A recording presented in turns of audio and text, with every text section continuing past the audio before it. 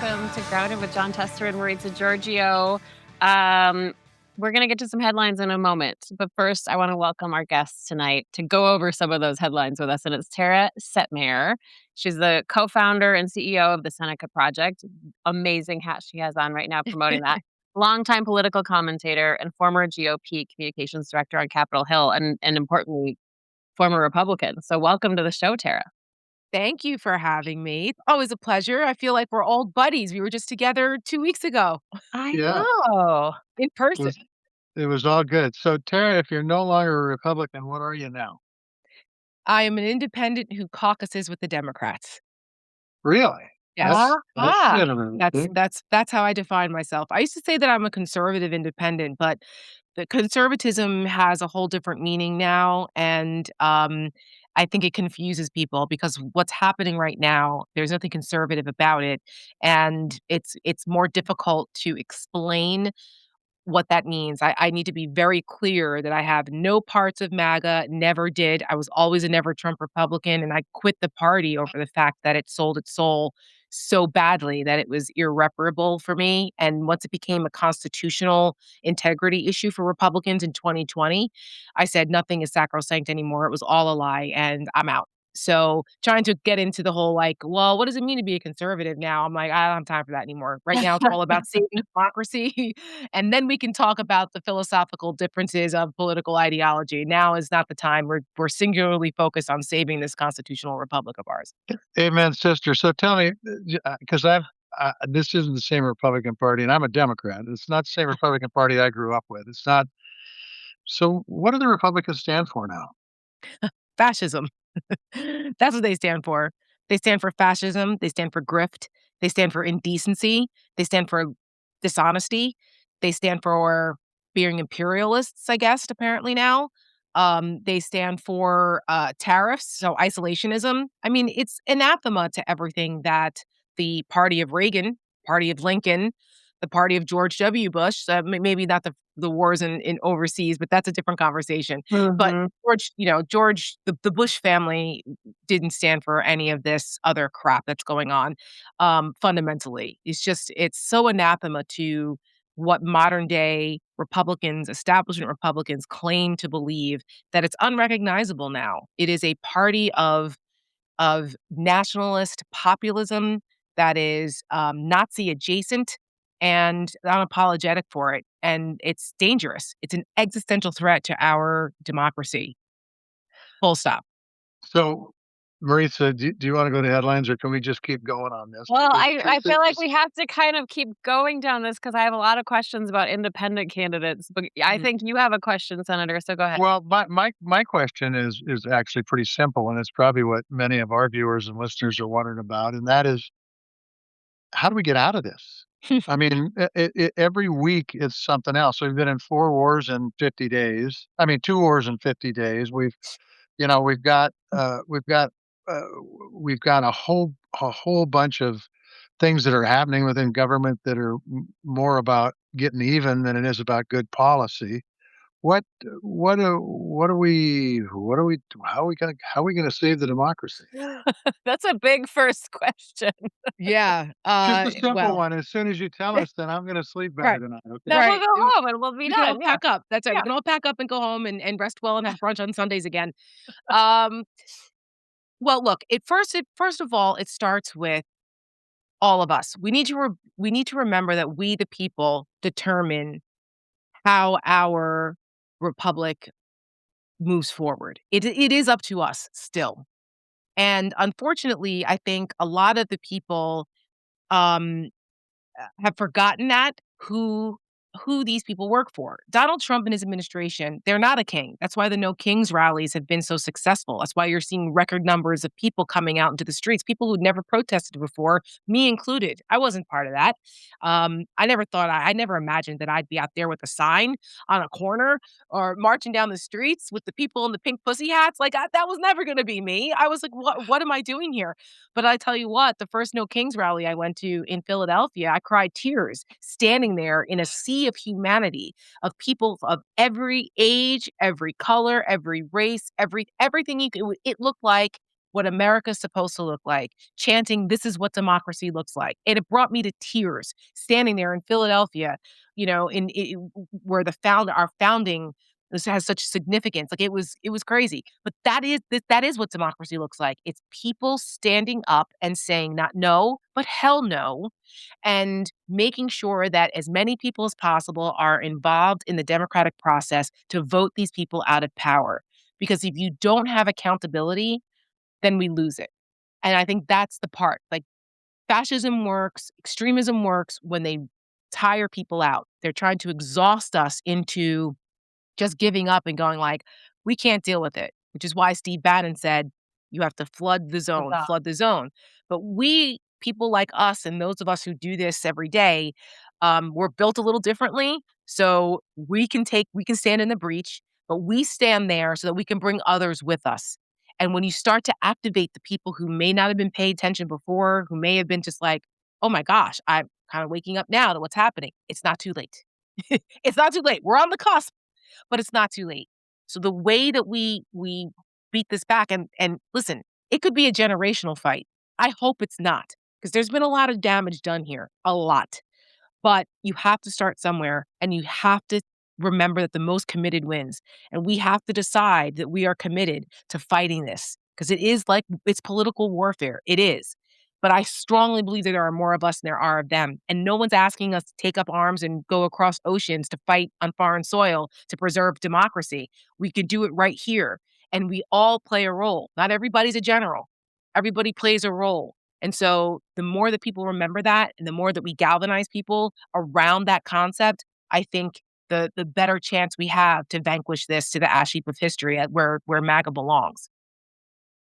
So, Wow, Tara, that's I'm good. fired And up.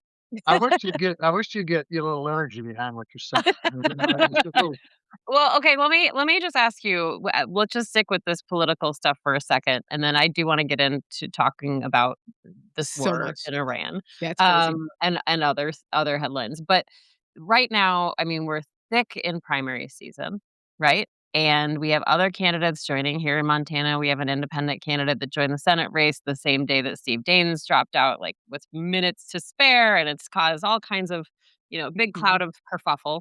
And so what we're seeing as a result of that in across the United States, I'm seeing posts and infighting, not only within the Democratic Party, but then with the independents or the other candidates coming in. So what would you say to those folks, Tara, as we get through this primary season? And I'm thinking back to 2016 and Bernie Hillary and everything we saw in that race. So what would you say to people in this moment?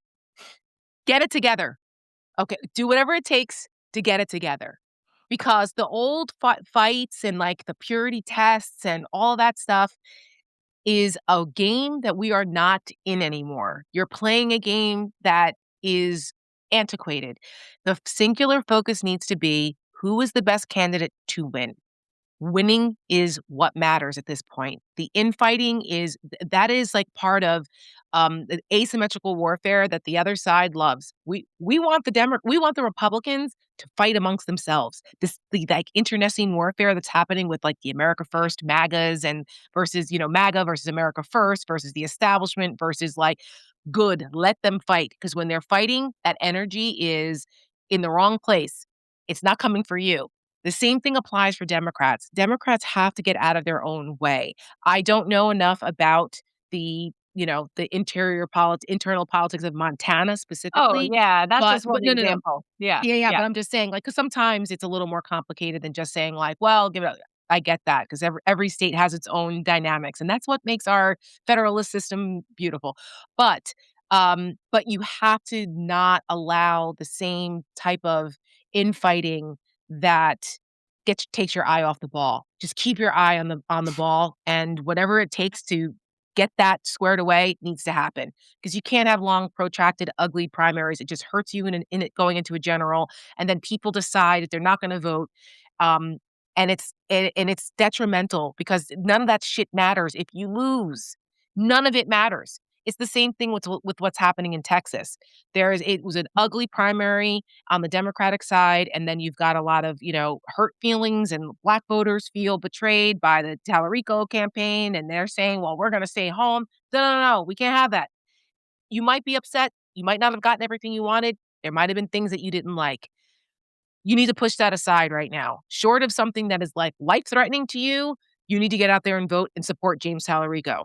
Like we can't have these types of internecine warfare fights on the Democratic side if you want to take down the juggernaut that is MAGA. Because again, the more committed wins.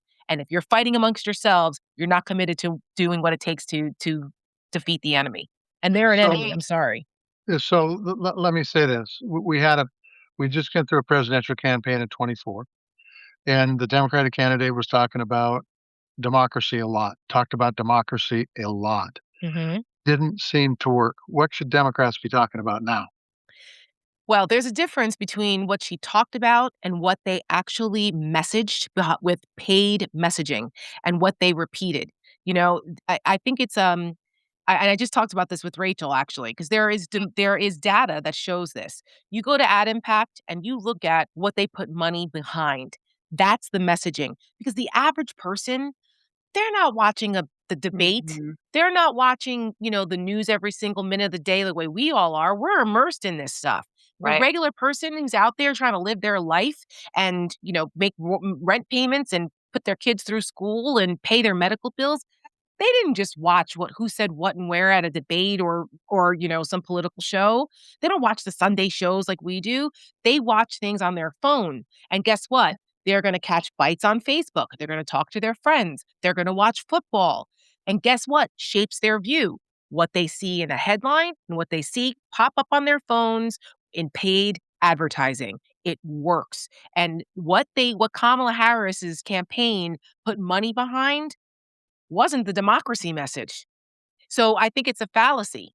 Now, what so people didn't really know that that's what she was running on. We know that, but she was running on the economy and joy. So I think that you have to make people understand why it matters. And the only way to do that is to meet people where they are. And that requires financial investment in messaging. It's a marketing campaign. It's no different than a product. There's a reason why when you first get a new product on the market, you flood the zone with marketing, because social repetition creates reality. That's why every hour they've got the money, you see this product every hour. And the next thing you know, you go, "What is this? Let me go check it out." And the next thing you know, you're buying it. Mhm. So those concepts are the same. And Donald Trump and MAGA are great marketers. Most grifters and con people are. And that's part of the problem. So you have to be able to market the message in a way that is digestible to the American people, and they understand what's at stake and who to blame for their problem. Because negative partisanship, as much as people say they don't like it, it works. Well, and I do think too, though, that there were people who just thought it was hyperbolic. Like, oh, what really? How bad could it be? Because he was already in the first administration, and they didn't. I don't think they quite took it seriously. I know factions of people who were there. Well, that's also the fault of the messaging campaign. Yeah. I mean, the fact that 60% of the American people thought that the first Trump administration they had a positive impression of it is insane. Almost 1 million people died of COVID. I mean, like the first part of Trump, that Trump 1.0, was a disaster. The only difference was that people, COVID wasn't his fault. How he handled COVID was absolutely his fault. And hundreds of thousands of people died unnecessarily because of their nonsense and how badly they mismanaged it. So it's like the fact that we have such short memories, that's a problem too. But it's the job of the messaging folks, the Messaging. communicators, to remind people. And, I mean, how many people think that, our economy was awful under Joe Biden? They think that because it doesn't matter whether it was true or not. It wasn't. Do you know that inflation was at 9% under Joe Biden, and inflation was 2.4% in October of 2024? 2.4% in October, weeks before the election. And yet you had Trump and MAGA out there telling people that the Biden economy was terrible and inflation was through the roof and you can't afford the price of eggs because of Joe Biden's economy. Yeah, well, you still can't afford the price of eggs. That has to change. Except that Joe Biden didn't inflict tariffs that are bankrupting our farmers at historic rates in every state. You're And right. right? Like he didn't do that, but Donald Trump did. That was that was a war of choice on our farmers. Well, I'm going to tell you a story, and then I'm going to let you go, Maritza, but I got to tell a story really quick because I had a conversation a couple months ago with a farmer, 50 years old, and he said, I didn't like Joe Biden. I didn't vote for Joe Biden. I voted for Donald Trump. But Joe Biden isn't going to cause me to lose my farm. Donald Trump is. If your Democratic candidate doesn't cut that ad, it is political malpractice. That is the ad right there. Yeah. Right there. Yeah. Because it's true. That's the difference. Republicans have to lie for their propaganda. Democrats do not have to lie to go after Republicans and state the case. Because most people don't care about policy. They care about how you feel and who to blame for what your problems are.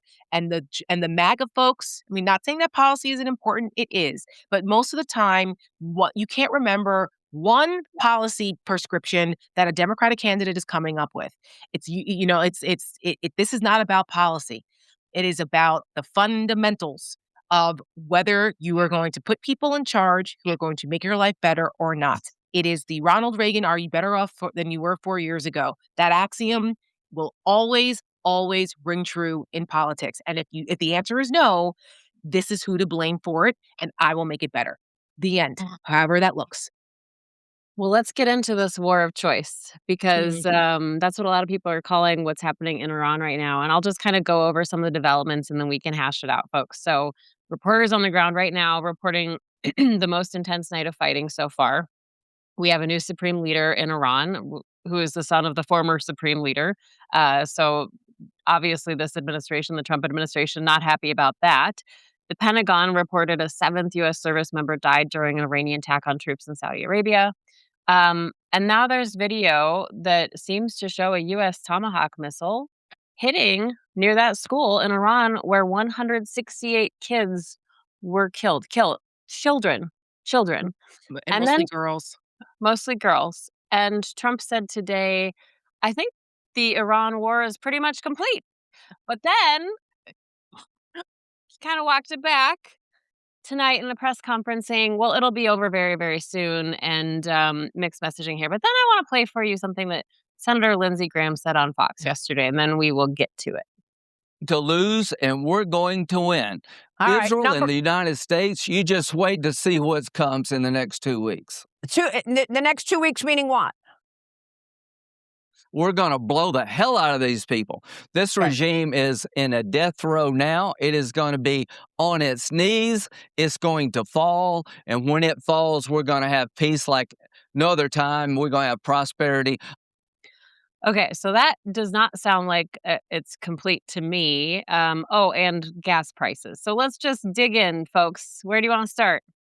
Well, first of all, I'll start with Lindsey Graham, who is the biggest barnacle on Trump's ass that I've ever seen in my life. This guy is so embarrassing.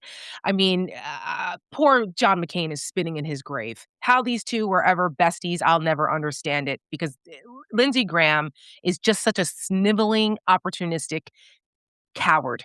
And the way that he is shilling for Donald Trump when he knows deep down inside that this is all a disaster and that it was John McCain who said bomb, bomb, bomb, bomb, bomb Iran. I remember that very clearly.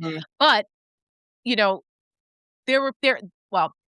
were cases to be made for taking on Iran and stopping them from getting a nuclear weapon. However, the people in charge of doing that, of prosecuting something like that, are the worst, most unqualified, incompetent people you could imagine on the planet. I wouldn't trust them with watering my plants, never mind with the nuclear codes and launching bombs. So the fact that this is all happening with such chaos and lack of focus and lack of a defined objective here makes it that much more dangerous. I mean, they've launched this region into instability like we have not seen in decades. And this is a real problem. And Lindsey Graham knows this. He's just shilling for his master. And in that same interview, he had 2 hats that he brought to the set, okay? Like he was on a freaking game show. And he goes, "This is for Cuba. Make Cuba great again, because Cuba, you're next." Right. And then he had another hat. It was like this one, "Make Iran great again." And this was also the day after Donald Trump disrespected our fallen soldiers during that dignified transfer, wearing a freaking hat on his head, one that he sells on his website because he's always grifting. And it's like, and Fox News had to apologize for running old footage because even they knew how bad that Mhm. look was, because he's supposed to be Mr. I love the military, but we all know he thinks they're suckers and losers and has no respect for them because he's a silver spoon draft dodger. So, like, this is what they do. These are not serious people. They are just not serious people. Now, the tomahawk thing. Donald Trump today, I don't know, did you guys know this, Senator? Did you know that we sold tomahawk missiles to Iran? Yeah, I didn't know that either, Tara. That was news to me. I mean, right? Like, Maritza, did you know that we have like another Iran-Contra situation happening here? Like, what is we said? He actually tried to say, because he's such a liar and they can't admit to anything true ever, actually tried to say, even with all the evidence beginning to point to the fact that it was our missile, unfortunately, and it was a fuck up. Oh, well, lots of people have tomahawks. Other people, Yeah, Iran I has believe it was them. Iran Yeah. has them. They do? Come on. Like, this I guy is not well. He's not well. You're 100% correct on that. And I would just say this, and it kind of just says Iran has not been a good actor. No doubt No. about it. There's no No. argument here on that. Nope. They have been right there with China and Russia and North Korea, right side by side. But if you're going to prosecute a war against a country, you better have people who know what the fuck they're doing. Exactly. Because if you don't, it will be a disaster. Mhm. um It's a quagmire. They're getting us into a quagmire. And I come from, listen, my grandfather was in World War II. My grandfather was a police officer for 40 years. I bleed blue. I'm married to a federal officer. Like, I am not some dove that's like, out there anti-war with like I said, with a pink pussy hat on. That's not me at all. um, but I'll be the first person to say that what you're doing, you are not setting our men and women in uniform up for success when you go to war this way. Where the hell is the Joint Chiefs? I mean, we know that Kane, the Joint Chief mhm. of Staff, right, the head of the Joint Chiefs, Chairman of the Joint Chiefs. Yep. chairman, right, that he had some reservations about this. How do we Right. know this? Because it was leaked. And I'm Right. He sure said it. that's right. Yeah. Well, and he expressed it, right? And Yep. they leaked it out there because so get out into the press so that Trump would see it, because he doesn't listen any other way. But it didn't work, and we went along with it. But this is the problem. You need people who are in these positions. That's why General Milley and the other SecDef, they were like, "We're not doing that. No, we're not shooting people in the leg." Milley was at least someone who admitted that he never should have walked out with Trump in 2020 when he did the Bible stunt and when they violently cleared Lafayette Square. That was one of several times that I was brought to tears in just absolute horror as to what was happening to our country. That was one of those days. And at least General Milley had enough, self-awareness to be like, that was a huge mistake. I got lured into it. I shouldn't have been there. Like, this was wrong. You had adults in the room in the first Trump administration. There aren't any this time around, which is what makes this that much more dangerous. We had Antony Blinken too today talk to, I think it was David Gura, who said that, hey, the Biden administration like came close too because there was this pressure, a similar pressure, and they said no, we're not doing this. I do want to play this video though from this weekend. It is like a scene so from the let me apocalypse. sorry, let me put the volume down. So this is from Sky News, and toxic cloud of smoke after Israeli strikes hit oil facilities in Tehran. Residents said they had trouble breathing, and then black rainfall all around them. Yeah. And you see this video, you see the video of the tomahawk, and then the White House puts out this video, and I'm going to turn the volume down on this too. And this is basically just them editing actual combat footage with video game clips and movie clips. I don't know, glorifying this when those strikes, every hit right there. I mean, these are lives. These are actual lives. We are in war. And so my question to you two is like, isn't this exactly what radicalizes a new generation of Iranians and others against the United States, combined with, you name it, gutting USAID and all of the other soft diplomacy measures? You first, Tara. Yeah, I'm gonna say yeah. Yes, emphatically, yes. Go ahead, Senator. Yeah. No, I mean, it's true. I mean, it's true. And, the service members, do a hell of a job, and they do a hell of a job, Mhm. but it isn't a game. It's not a movie. It's not something that's happens in Hollywood. These are, as you've already pointed out, Maritza, these are lives. They're this nation's treasure. And it goes on and on. I mean, this is what, $1 billion a day. We've lost 7 soldiers so far, and God knows how many yet to be done. This is not Venezuela. It's not even Iraq. This is a whole different ballgame, and it's why Chairman Kane had reservations about doing this. If you can't go in and do it, uh, and know what you're in for, and these guys are about. I mean, you talk about messaging. I mean, this is the president is in trouble. He was in trouble and he is in trouble. He was in Mhm. trouble over Epstein. He's in trouble over the economy. He's in trouble over tariffs. He's in trouble over just about everything, except for the price of gas, by the way, which he's in trouble for now. Now. And so he starts a war. Yeah. No, it's very wag the dog. It is very wag the dog, and it's also indicative of people who've never served. Mhm. Those little bastards in the White House that used our tax dollars to post that are should be brought up on charges. Like, it is so outrageous that Right. this is what our government is choosing to do with the power of the purse, with the trust of the American people. This is what they're doing with it. Could you imagine if Joe Biden's administration or Barack Obama's administration had done something like this? Or I mean, or Bush's administration or Bush. Regardless of anyone, political right, party. anyone. Well, I'm just pointing out the hypocrisy of the Yes, Republicans that's because right. I remember when Republicans flipped the fuck out when Barack Obama saluted a Marine going on Marine One when he had a Mhm. coffee in his hand and when he wore a tan suit. He Tan went suit, that's all eh, I thought of with the white hat this weekend, the tan right. suit. Or that when he went to go play golf after there was an ISIS attack on one of our, journalists or something, right? I think it was, one of the beheadings, and he gave a, speech to the American people. Then Barack Obama went to play golf and, like, met a couple, that was, like, their wedding or something, and all Republicans are like, "This guy's not taking it seriously. All he does is golf, and what does he know?" And blah, blah, blah. And then you look at the way Donald Trump is doing this and what he's doing, the hypocrisy is outrageous, and they get away they think this is a joke. It's a bunch of, 20-something idiots in the White House putting that together, getting little hard-ons over playing Call of Duty and going like, "Ooh, now we get to press real buttons and send other people's sons and daughters to war." I mean, it's disgusting, and the American people should be upset about this, and everyone in the military who ever voted for Donald Trump should be very upset about this and never vote for him again. Yeah, well, hopefully they don't have an opportunity to vote for him again. Well, Well, or vote for MAGA again. Yeah. let me Okay, ask all right. about that.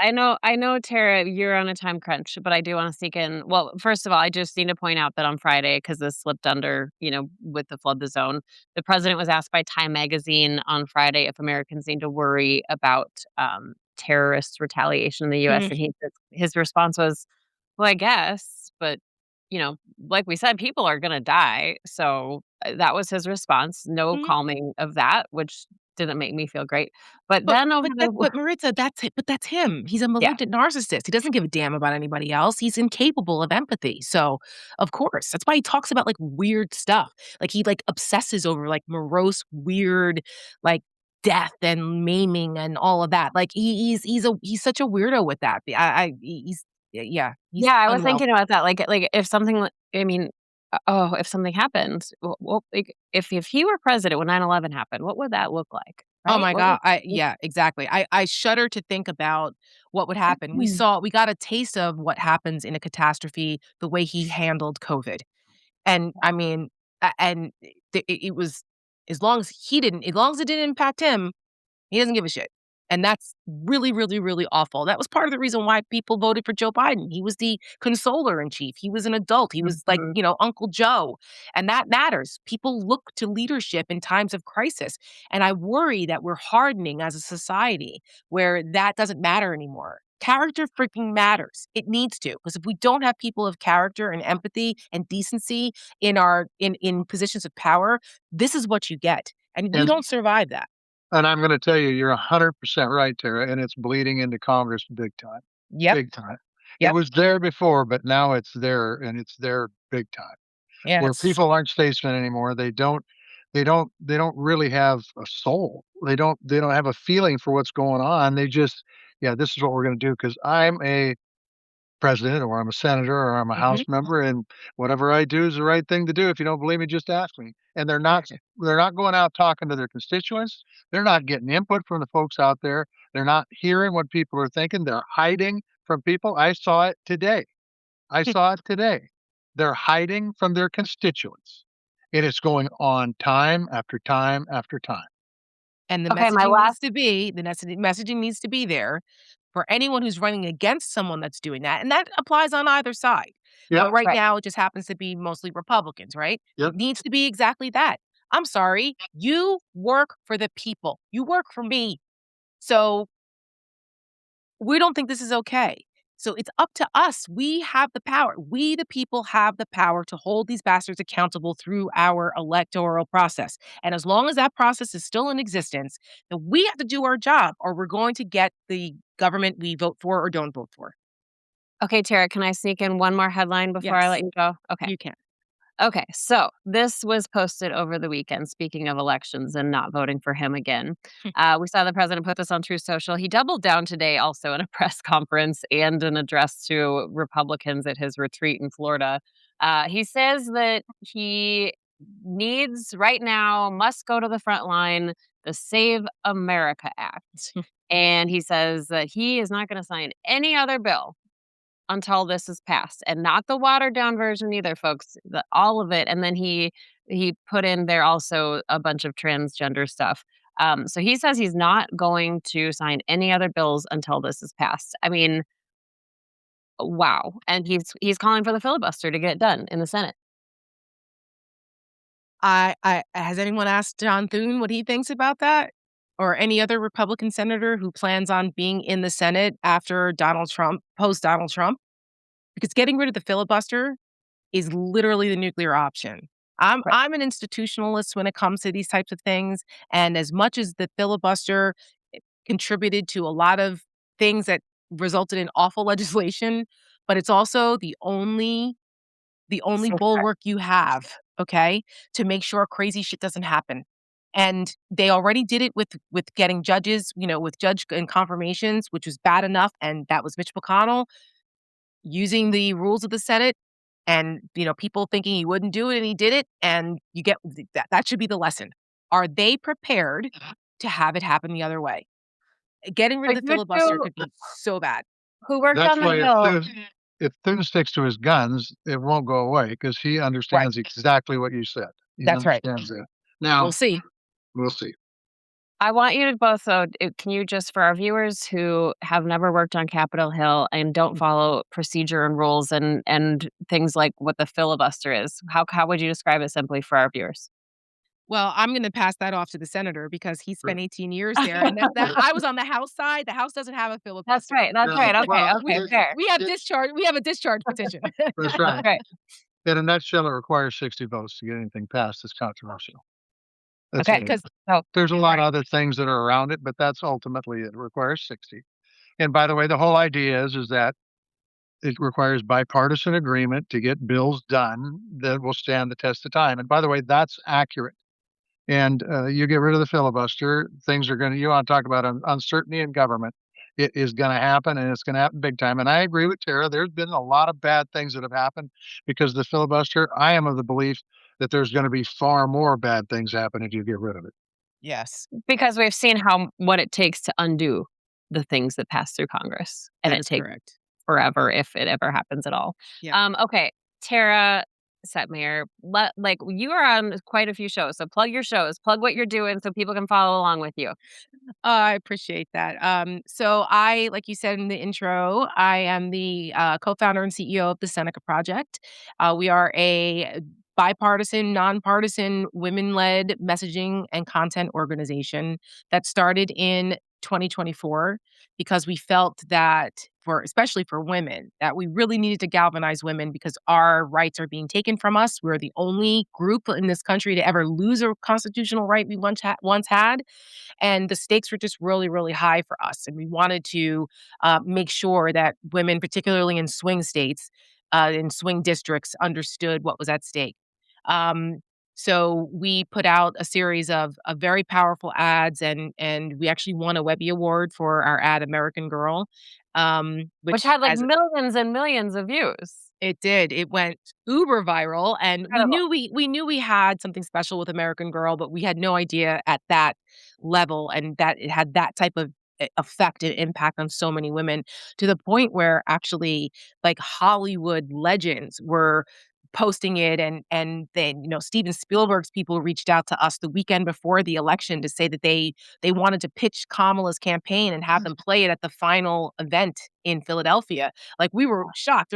We're a very small operation. There's only 3 of us, and our editing team. We were just blown away that we were recognized for that. But we tapped into something with people that was very real, and because we come from the heart, and that's part of the importance of messaging, especially now. People need to feel like they trust you, and you're coming from a place of honesty. So that's what we do at the Seneca Project. And we are a super PAC, so we're not funded by wealthy billionaires that are writing us large checks. Listen, if one wants to write us a large check, we welcome that. But we really are fueled by grassroots and by everyday folks who send money in. And the more resources we have, the more impact we can have. As we talked before, 'cause the other side is not only well funded and well organized, they're also very committed. And we can't do this. You can't have a broke resistance. So we welcome folks who are willing to help finance and support and invest in us to make a difference in this midterm. That's what we do over at the Seneca Project, and we're women led, like I said, which is more difficult to fundraise, which is an interesting reality that starting this, I never really realized that, and I was like, Amazing. why? But people are more reluctant to give money to women-led organizations, which is just crazy in 2026. But anywho, but galvanize women, save democracy. That is our tagline, and that's what we hope to do. You can also find Seneca Project is at senecaproject.us. You can go to our website and you can see our content there. There's a place to donate there. Also on our YouTube channel, you can see all of our big ads, our rapid response ads. And we do a live show every Thursday called The Stakes that I host. And also my Substack is called Uncompromised. Uncompromised with Tara, and you can like and subscribe there. And we have very cool merch as well, merch with a message. So No Kings is coming up. If you want to see some cool Ooh. kick-ass merch out there, we've got, let's see, democracy doesn't defend itself, silence is not an option, fierce, fearless, and free for the empowered women. We have a bunch of different This is what we cool like. hats. We've been talking about getting into merch, so I'm gonna have to get some inspiration from you, Tara. That's Yes, good. yes, it's, Good. my husband actually runs my merch shop, so it's Oh, great to fun. have him as a hobby. He does it on the side. It's a family affair here. I will tell you, Tara, and I don't think this works very well, but all the merch that Maurice has been talking about has a bunch of cuss words in it, and I just don't know that that's the Oh, right way to go. Oh, listen, So yeah, Senator, you hold that. I will be the first one to buy it, especially if there's an F-bomb involved, because 'cause I'm from Jersey, and that is it's the state motto. That's right. could you give us that website again? Because for the candidates out there, I would just say Oh, this, yeah. for the candidates out there running, access to how do you talk about stuff is really important. So could you give us that website again? Yes, it's senecaproject.us. And we are a super PAC, so we can't coordinate with the candidates, but if they No. have a PAC, we are in the IE business. That's what we Good do. deal. We do the hard part that the candidates don't want to, if they don't want to Yep. do that, that's where we come along. We are the tip of the spear. Oh, well, Tara, wait, well, we could have talked forever. I hope you'll come back and join us and cut through some of the BS again. We appreciate you being here with us. Anytime. I Anytime. My pleasure. I just want to say one thing, Terry. You have increased the energy level on this podcast 100-fold. It's pretty amazing. It's pretty cool. That's true. Oh, I love that. Listen, it's contagious. It's contagious. That's what we Good need. stuff. We need Yes. energized and focused warriors out here. So that's Amen, how we do sister. it. Amen. Thank Thank you, you, guys. Tara. Oh man, yeah, that like great energy, such great energy. Yeah, I mean, I'd like to have her be a speaker at some event. Man, oh man, she's We're gonna have to, yeah. ripping good. I'll tell you that. Ripping. Um, there were a few other headlines we didn't get to because we only had a short amount of time with Tara. We thank Yeah. her for her time. But do you want to talk about some other stuff like Anthropic? Yeah, so I mean, for full disclosure, I'm on their advisory board, okay, Anthropic's advisory board, and I'm very proud of this company as an AI company where so many people are upset with AI companies. This is a AI company that has a soul, and their soul is with the, they have rules, and one of the rules is you can't use their AI technology for domestic surveillance. Now, I would bet you if you polled the people in this country, it'd be 99-1 that they don't want their AI to be used on domestic surveillance. And And then there the were also second rules thing, around warfare, right? what's that? There were limitations And, around warfare too. and then there's another one, and it has to do with autonomous weapons. These are weapons that are sent up. They want to have at least one human in the loop on that to take a look to make sure that there isn't accidents that happen, friendly fire, or we've got a nuclear system out there of ICBMs and planes and subs, make sure that something doesn't happen there that is unintended.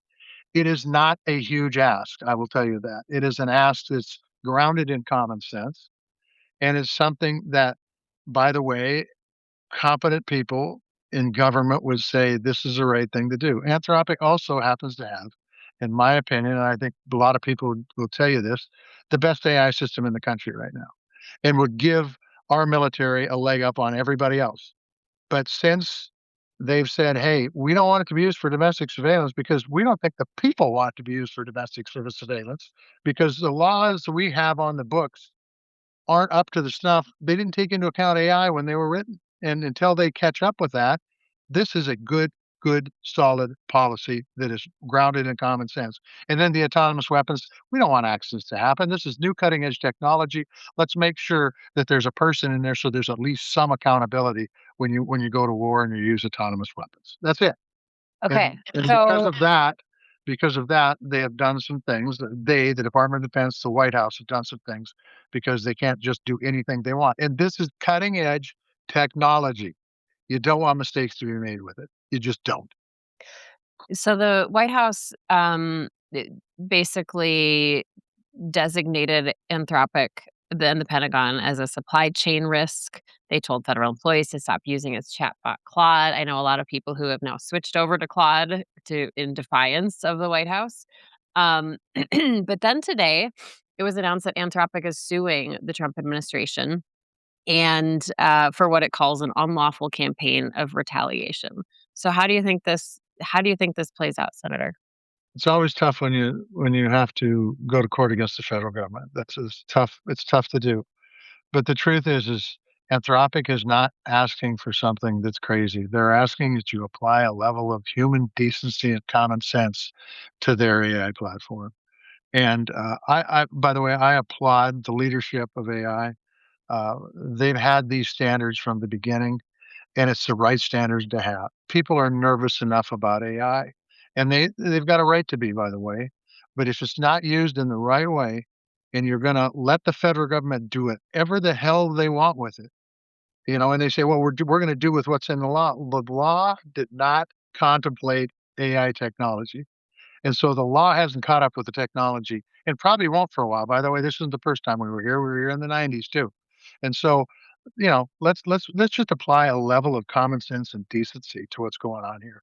They are a company, by the way, that has sacrificed hundreds of millions of dollars by pushing China out the door. Any company that does business with China, they aren't doing business with them. Why? Because they believe in democracy and they believe in the United States of America. They have walked the walk of national security for the USA. And that's all I'll have to say. I'm damn proud of them, I'll tell you that. All right. Well, yeah, I have actually been playing around with Claude, and like I don't want to use any of these chatbots too much because I already use them to help me figure out how to help my son with math homework because eighth grade math is Well, awful. it's well beyond you. It's well beyond. Whew.